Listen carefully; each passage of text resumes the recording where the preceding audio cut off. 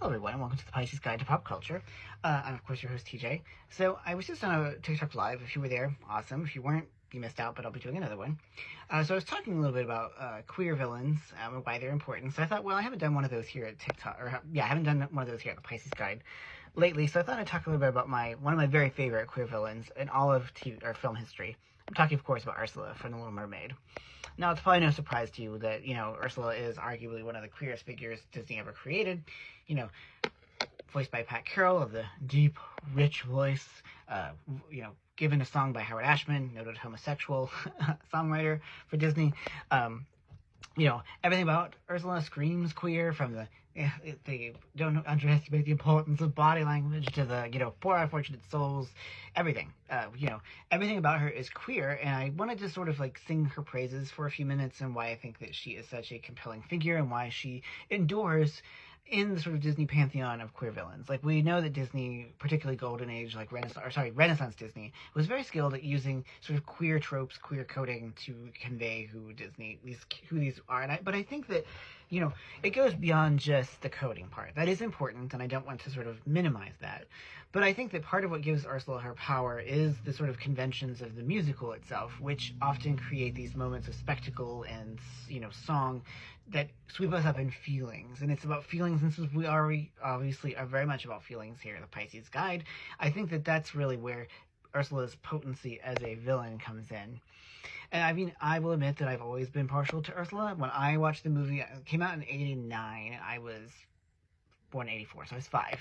Even at that early age, I knew there was something subversive and something very powerful about this woman. I mean, certainly the movie makes that clear. She is this tremendous threat to the sort of patriarchal order of first Triton and then Eric, and she's sort of this threat to the heterosexual union of Ariel and Eric. I mean, obviously the movie works overtime in its narrative to make sure that we see that, and that she's, it's not very subtle in the way that she dies, getting impaled on a very phallic ship, which, when you're a monstrous feminine figure like Ursula, what other way are you going to go, honestly? There's only so many options when it comes to your eventual demise. But I think that despite the movie's ideological intentions, that Ursula persists precisely because of that queer power. And I mean, I've thought a lot about this over the years, and I've grappled with it, and lots of other people have written extensively about it. So this is just my sort of perspective. I'm not the only person who thinks this. I'm just one, adding my voice to the chorus of people who want to see her as being something other than this regressive backlash against powerful women. That is true, obviously. But I think that when people think about The Little Mermaid, it is often Ursula that is their first point of reference. People remember poor unfortunate souls. They remember body language. They remember the way in which Ursula, more than any other character in the movie, really understands how gender works. She has, as a queer-coded figure, as someone who articulates a certain kind of queer, unruly, undisciplined feminine power, she understands the sort of tropes and logics of patriarchy better than anybody else. And so I think that that's what gives her potency. It's also why she has to die in the end, because obviously we can't let this figure survive. But, there's so much about Ursula's visual design, obviously based on a drag queen. That's the epitome of queer, but it's more than that. As my partner pointed out a long time ago when I was, talking about Ursula on our former podcast, there's a way that Pat Carroll's voice is rich and deep and kind of straddles masculine and feminine that I think adds that extra bit of queer bite to the performance. And I think that that's where the kind of subversiveness comes in.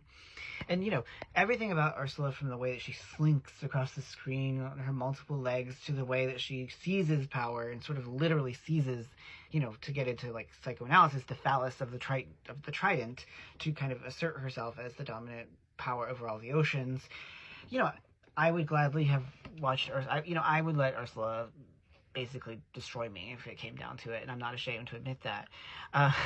But I think that, that's true of many queer viewers. There's a reason that most people who cosplay or, allude to The Little Mermaid, it's always Ursula who continues to dominate. And I think a lot about this when it comes to queer villains in one way or another, is that they continue to hold out the allure of the evil, of the subversive, of the powerful, despite the fact that the movies that contain them ultimately dispense with them. I mean, whether it's Scar being thrown off the cliff and eaten by hyenas, whether it's Jafar being trapped in the lamp, we always have to get their comeuppance. Like, the ideology has to be restored, the world has to be given order again.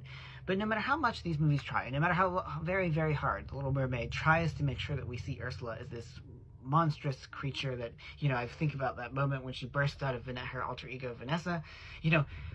She's a creature of many shapes and guises. She is a shapeshifter. She is someone who is herself camp. Like, she is the epitome of revealing the constructedness of gender, in other words. No matter how much the movie tries to tame that, or to discipline it, or to expel it, the truth is you can never do that with Ursula. She will always come back to haunt the movie, to haunt us as viewers, and to remind us of why queer villainy is so exciting and so powerful and so goddamn alluring. And so, I just want to conclude by saying that I love Ursula. I always will. I think she is probably my very favorite of all Disney villains, other than maybe Maleficent. And I just wanted to sing her praises for a moment and say that, queer villainy is really cool, y'all, and I think that that's why we Pisces are always very much drawn to these kinds of figures. So anyway, that's all I have for today. So as always, thank you so much for joining me here at the Pisces Guide to Pop Culture. I'm your host, TJ. Take care, y'all.